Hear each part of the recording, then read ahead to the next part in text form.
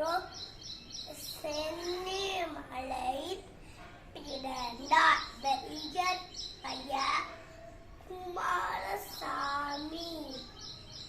காந்தியின் கொள்கையில் அதிக ஈடுபாடு கொண்டவர்.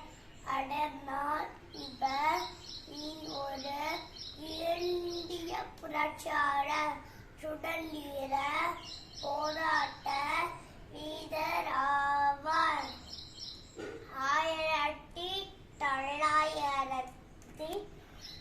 1932 ஆண்டு ஜனவரி மாதம் திருப்பூரில் நடந்த சட்ட மறுவியக்க போராட்டத்தில் கலந்து கொண்டு காவல்துறையினரால் தக்கப்பட்டு இந்திய தேசிய கொடியை ஏந்திய பள்ளியிலே தன் உயிரை ஈந்தார்.